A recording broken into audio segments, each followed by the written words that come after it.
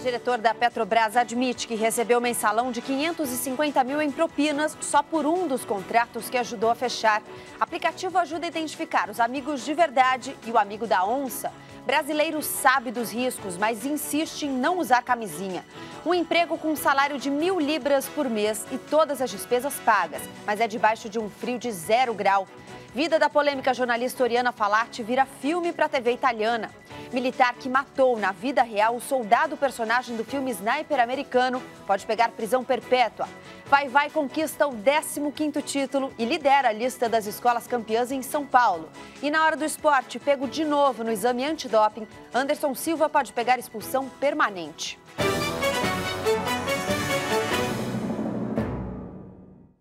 Olá, boa tarde.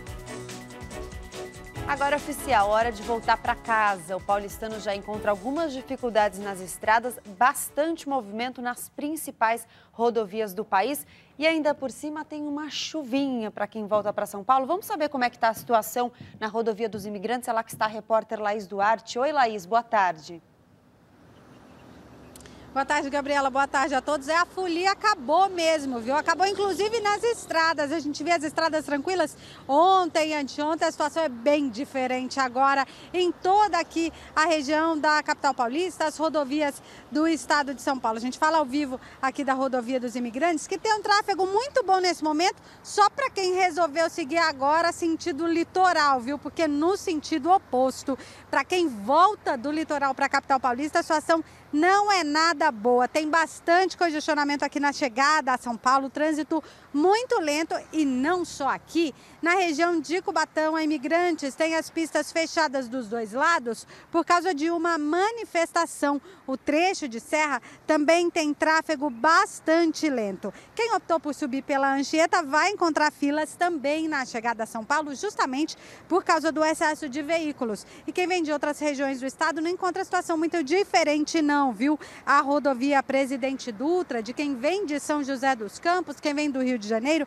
tem trânsito lento, sentido São Paulo, principalmente já na chegada à capital paulista, ali na altura de Guarulhos, bem complicado para o motorista. Na Regis Bittencourt, ainda há reflexo de um acidente que aconteceu hoje cedo, envolvendo um ônibus, uma van e duas carretas na altura da Serra do Cafezal. O trânsito é lento e complicado nos dois sentidos. E muita atenção, porque hoje, ao longo de todo o dia, está previsto muita chuva aqui para a capital paulista, então o motorista deve redobrar a atenção para dirigir com as estradas molhadas. Segundo a CET, cerca de 2 milhões de veículos deixaram a capital paulista agora no carnaval. Boa parte desses carros já voltaram, mas tem gente que gosta mesmo de aproveitar até o finzinho do feriado. Lembrando que ainda hoje o rodízio municipal de veículos está suspenso. Só a partir de amanhã é que volta a funcionar. Gabriela. Obrigada, Laís, pelas informações. Boa notícia para quem está pensando em comprar um imóvel. A alta nos estoques deve antecipar as promoções desse ano no setor. Já no primeiro semestre devem ser realizados aqueles famosos saldões. Quem tem as informações é a repórter Cláudia Tavares. Boa tarde, Cláudia. Boa tarde, Gabi. Boa tarde para todos. Segundo o Sindicato da Habitação de São Paulo, o chamado estoque de imóveis está 37% maior se considerados os períodos de dezembro de 2014 e dezembro de 2013. É muito imóvel sobrando e a gente vê ainda muita coisa sendo construída na cidade e também vê vários imóveis mais antigos desocupados, principalmente no centro da capital. Para conversar sobre isso tudo, a gente encontrou a Rosângela Martinelli, que é conselheira do Conselho Regional dos Corretores de Imóveis de São Paulo. Rosângela, que atrativo as incorporadoras vão ter agora para tentar vender esses imóveis aí que estão parados? Olha, o melhor atrativo realmente é o desconto.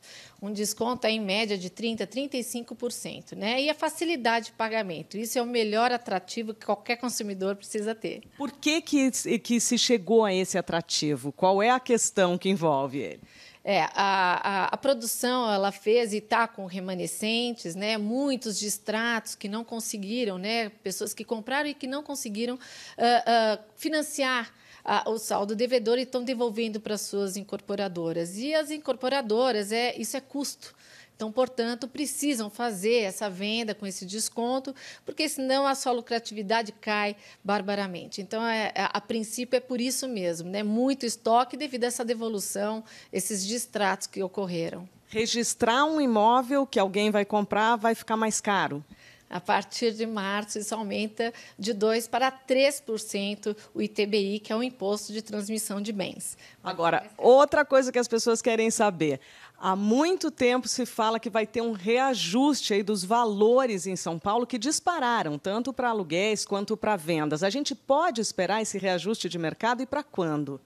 Olha, a nossa instabilidade econômica ela é muito grande, né? Mas isso não pode acontecer. Nós temos que cair na realidade, saber que nós não estamos com uma situação econômica, né, adequada para qualquer alta. Eu acredito que, se houver uma adequação, tem que ser para baixa, para que a gente possa fazer as vendas e aí, então, aumentar a produção e continuar produzindo e continuar vendendo. Qual é a dica que você dá para quem está esperando comprar seu primeiro imóvel, que muitas vezes está difícil em relação à renda, ou para quem quer trocar o seu imóvel? Eu acho que o momento daqui para frente é um momento bom para quem está com condições financeiras de comprar, que tem aí uma possibilidade. Muita pesquisa, brigar no preço e exigir o desconto, porque hoje quem conseguir fazer e ter esse desconto vai fazer um bom negócio. Obrigada, Rosângela. A Rosângela também alertou aqui que, em relação a essa crise da água, vão ficar bem valorizados os prédios que se prepararam, que se adequaram para, por exemplo, reservar a água de chuva, Gabi. Sem dúvida, essa é uma questão crucial a partir de agora. Cláudia, obrigada pelas informações. Alerta de saúde. O coração feminino merece atenção redobrada. 1 em cada 5 mulheres tem risco de sofrer um infarto. Entre os sintomas estão cansaço excessivo, dor nas costas, queimação no estômago e náusea. Maria Aurora Bissórnia tem 66 anos. Manicure, trabalha muito tempo sentada e não se exercita. No fim do ano passado, sentiu fortes dores nas pernas. Por conta própria, tomou um analgésico. No outro dia, uma fisgada nas costas, que parecia ser algo na coluna. Evoluiu para uma forte dor no peito e ânsia de vômito. Estava infartando. Por sorte, foi socorrida rapidamente. Me monitoraram na hora, já fui medicada na hora e eu fiquei internada. E logo na semana seguinte eu fiz a primeira angioplastia. Depois de algum tempo eu fiz a segunda. Lia, como é conhecida, registrava histórico de doenças cardíacas na família e não fazia atendimento médico regularmente. As doenças cardiovasculares são a primeira causa de morte no país, segundo dados do SUS, o Sistema Único de Saúde. Entre elas está o infarto agudo do miocárdio, que é a morte de células do coração. A doença atinge as mulheres principalmente depois da menopausa. A probabilidade é maior naquelas que têm hipertensão, diabetes, colesterol alto, obesidade abdominal, são sedentárias e fumam. Médico do Hospital do Coração e da Escola Paulista de Medicina, Abrão Cury afirma que as mulheres na faixa dos 40 anos também devem ficar atentas. Hábitos como fumar, estresse, a alimentação inadequada concorrem muito para a ocorrência dessas doenças, e as mulheres, que já são naturalmente mais sensíveis aos agentes externos que fazem mal à saúde, acabaram por se expor a esses fatores e terem consequências mais sérias. Muitas vezes, a prevenção exige mudança de hábitos. Orientação adequada, de dietas adequadas, a suspensão do hábito de fumar, a prática de uma atividade física regular, que não precisa ser na academia. Quais são as recomendações agora para a recuperação? Fazer exercício físico, que eu não fazia, né? Estou procurando me alimentar melhor do que eu me alimentava, né? E procurar não fazer esforço. Não tem jeito, a mudança de hábitos sempre vem como recomendação. Olha, a gente fala agora de cenas de violência durante o Carnaval do Rio de Janeiro. Um turista alemão de 53 anos foi morto quando tentava acompanhar os desfiles de blocos e houve diversos casos de assaltos.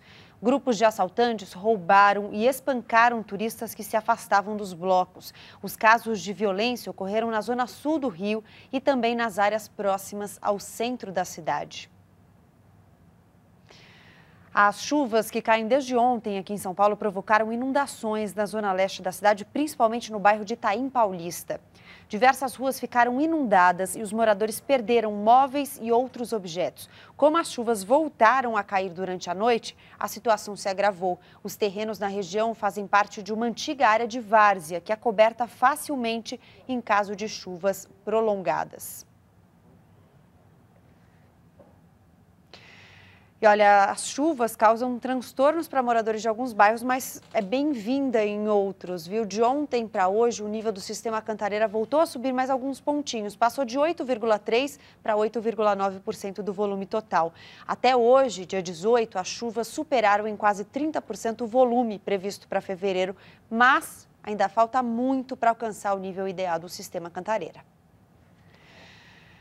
Carnaval? Numa disputa apertada, a Vai-Vai consagrou-se campeã do Carnaval de São Paulo em 2015.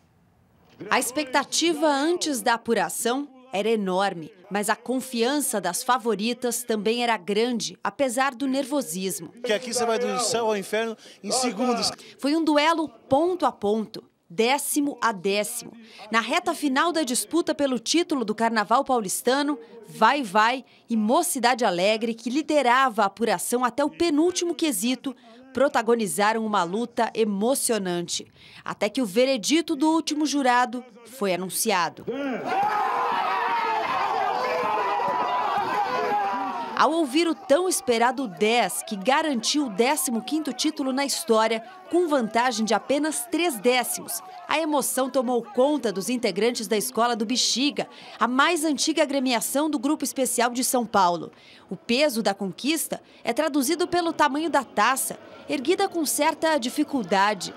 Pouco depois da confirmação da vitória, a Vai-Vai já estava preocupada com o Carnaval do ano que vem. Faz parte do show, ganhar ou perder faz parte do show. Bora começar a trabalhar para o próximo. Mas a noite de terça-feira seria curta para tanta comemoração. A festa passou do Sambódromo para a Praça 14 Bis, na Bela Vista, onde a quadra da Vai-Vai ficou pequena para comportar os torcedores. As ruas foram tomadas pela euforia de pessoas de todas as idades, apaixonadas pela escola. Ela adora, ela vem quase todos os ensaios, todo de domingo a gente tá aí. Hoje a gente veio para comemorar o Vai-Vai, o 15º título do Vai-Vai.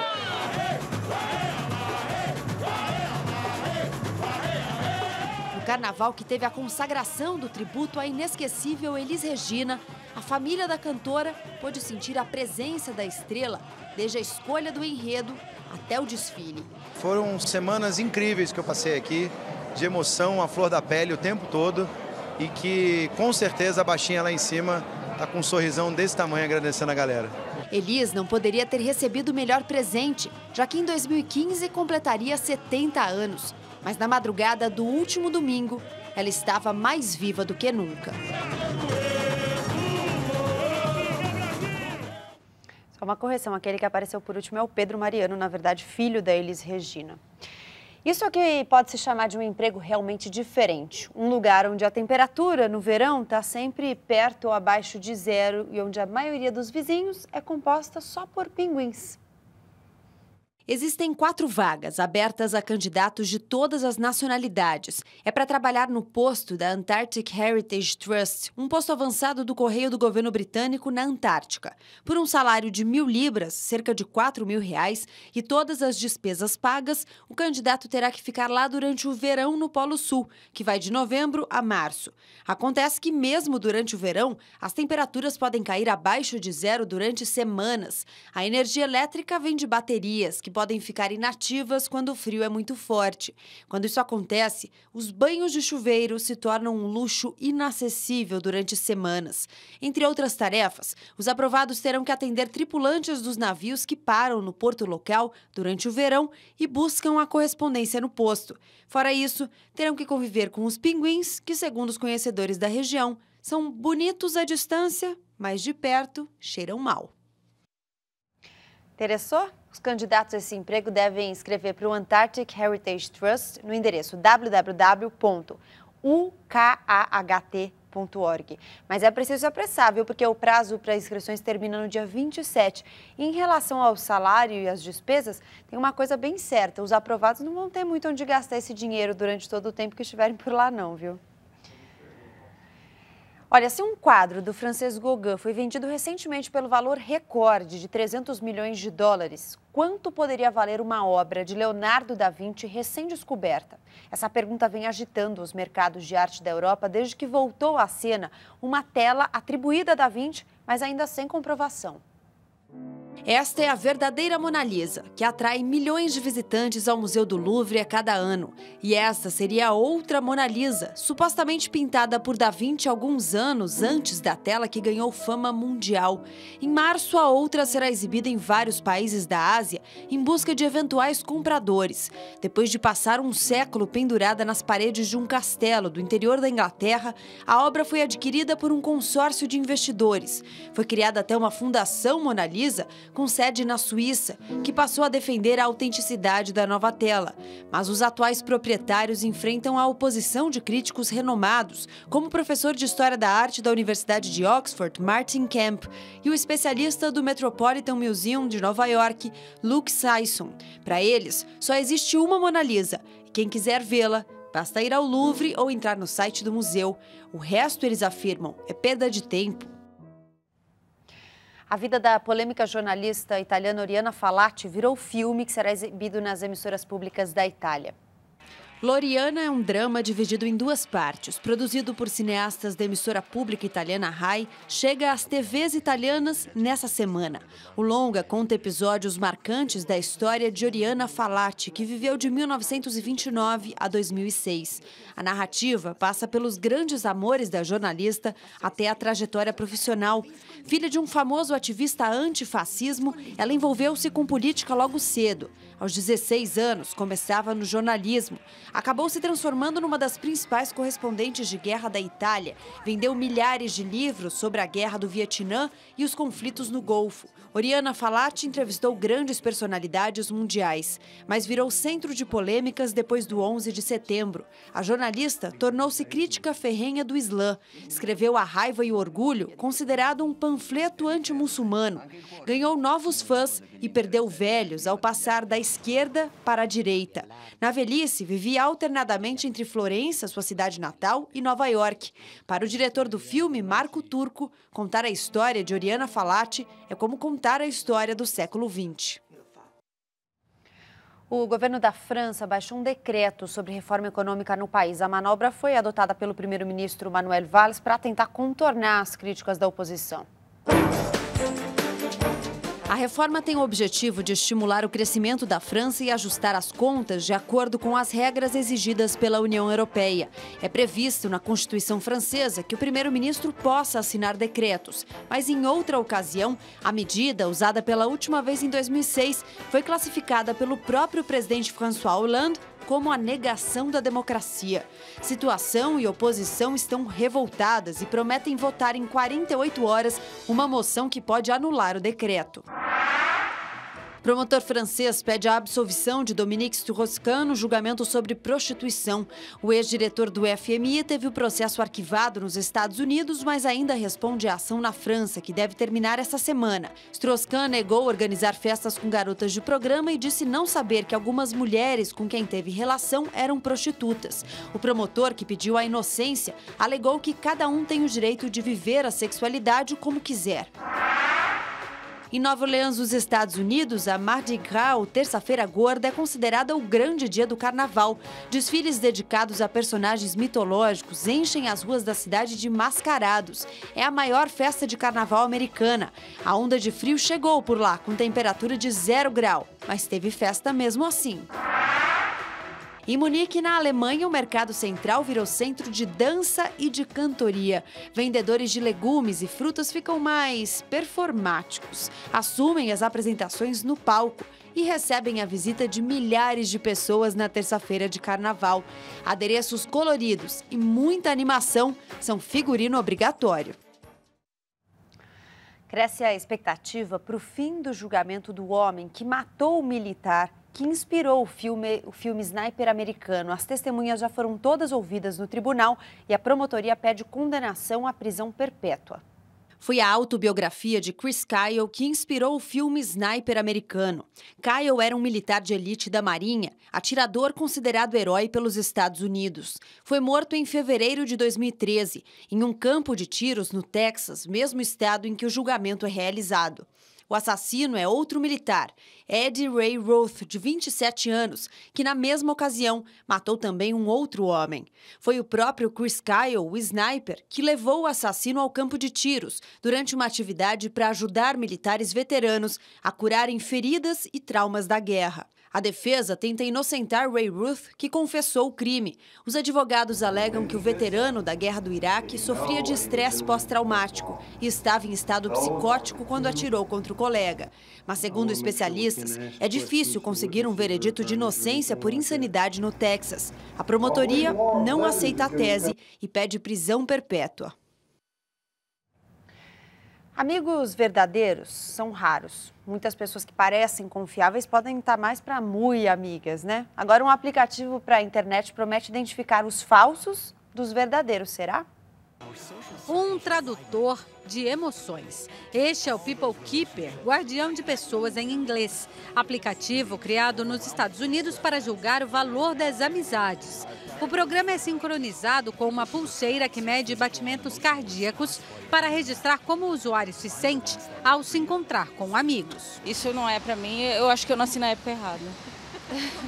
Os dados captados pela pulseira revelam também estresse e empolgação. Tudo comprovado cientificamente, garantem os criadores da ferramenta, que usa algoritmos como os de sites de relacionamentos amorosos para filtrar pares compatíveis.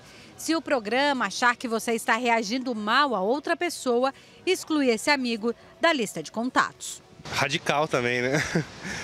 O aplicativo toma decisões por você. Eu não gosto muito disso, não. Prefiro eu, com a informação, decidir o que eu vou fazer. Há muito tempo, a ciência tenta encontrar padrões fisiológicos ligados a emoções, mas até agora não conseguiu com muita precisão. O aumento nos batimentos cardíacos, por exemplo, pode significar um susto, medo ou a chegada de uma pessoa querida. O risco é de um aplicativo como o People Keeper confundir tudo. Para este psicólogo, o programa até tem um lado positivo para pessoas com dificuldades de interpretar emoções. Isso pode ajudar pessoas que não se autopercebem. Tem gente que não sabe o que está sentindo, o que tal pessoa provoca. O People Keeper, com o tempo, ganha autonomia para determinar com quem você deve estar e quem precisa ser deixado de lado. É a matemática da tecnologia domando as relações. Eles estão vendendo uma coisa que não está desenvolvido o suficiente para fazer as sugestões que eles estão propondo. Excluir um amigo da agenda, evitar um amigo, é uma coisa muito rudimentar, não tem base para isso. E as emoções nunca vão ser coisas objetivas, né? A seguir, um mensalão de 550 mil durante 2 anos. O ex-diretor da Petrobras revela que recebia esse valor só por um dos contratos. E mais. Quase metade dos brasileiros não usam camisinha, embora saibam dos riscos que estão correndo.